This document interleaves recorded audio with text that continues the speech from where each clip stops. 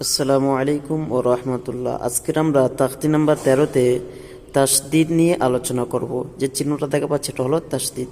এই সম্পর্কে কিছু প্রয়োজনীয় কথা। 1 নম্বরটা বাদ দিচ্ছি।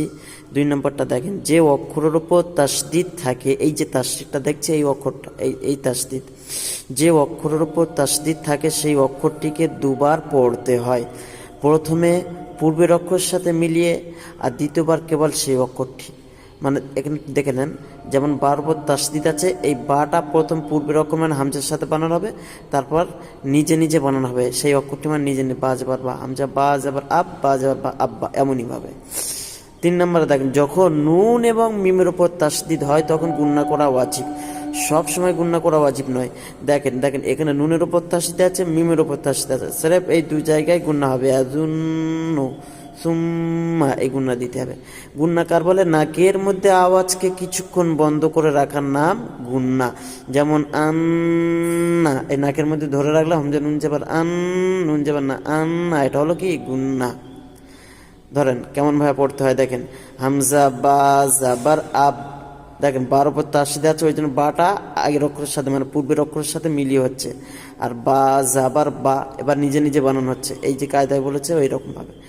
আব্বা, হামজা বা জের ইব, বা জাবার বা, ইব্বা, হামজা বা পেশ উব্বা জাবার বা, উব্বা, আব্বা, ইব্বা, উব্বা, হামজা বা জাবার আব, আগের অক্ষরের সাথে মানে পূর্বের অক্ষরের সাথে।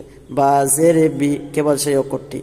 আব্বি, হামজা বা জের ইব, বা জের বি, ইব্বি, হামজা বা পেশ উব, বা জের বি, উব্বি, আব্বি, ইব্বি, উব্বি, এইরকম ভাবে পড়ে নেবেন। দেখেন, আত্তা, ইত্তা, উত্তা, আত্তি, ইত্তি, উত্তি, আপনারা বানান করে করে পড়ে যাবেন।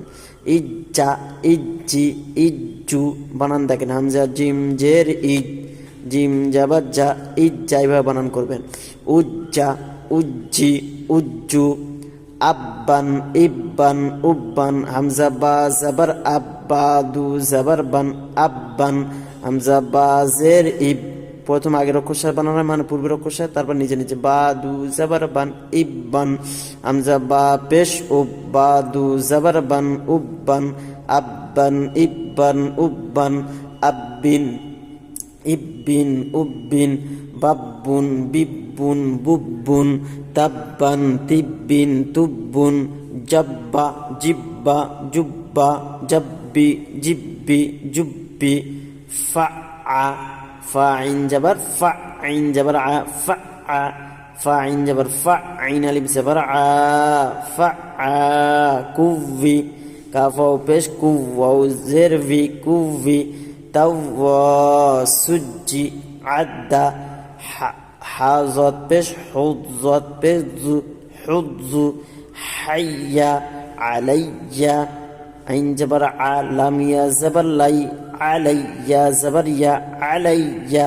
এখানে একটু লক্ষ্য করেন, দেখেন ইয়ে তাসদিদ আছে কার উপরে? ইয়ার উপরে। এই ইয়াটা বানানো হবে লামের সাথে, যেন ভুল করে না আইনের সাথে না বানানো হয়। আইনের সাথে মানে একটা অক্ষর ডিঙে বানানো হবে না কোনো সময়ের জন্য, মানে পূর্বের অক্ষর যেটা আছে সেটার সাথেই হবে। মানে ইয়া তাসদিদের পরে মানে আগের অক্ষর কোনটা সেই অক্ষর তার আগে বলা হয়নি এখানে, ঠিক আছে? এটা লক্ষ্য রাখবে। ইয়াকা, ইয়াজুন্নু, ইয়া যাবার ইয়া, নুন পেশ জুন, ইয়াজুন, নুন পেশ নু, ইয়াজুন্নু, সামিম পেশ সুম, মিম যাবার মা, সুম্মা, এই 2 জায়গায় গুণনা হবে। যেখানে যেখানে কোরআন শরীফে যেখানে যেখানে নুনের উপরে তাসদিদ আসবে, মিমের উপরে তাসদিদ আসবে, গুণনা করা ওয়াজিব কায়দা অনুপাতে।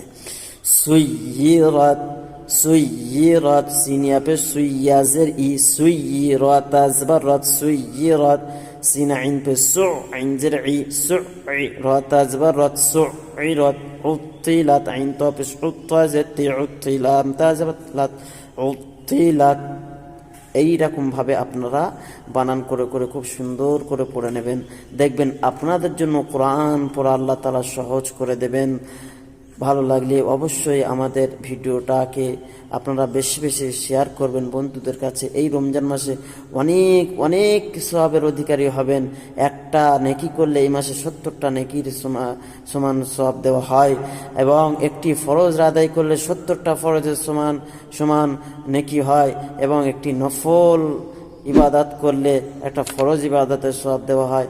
অতএব আপনি যদি একটি শেয়ার করেন 70টা শেয়ার হবে, 70 জন মানুষ এই কোরআন শরীফ শিখবে, আমল করবে, তার সওয়াব আপনি কবরে বসে বসে পাবেন।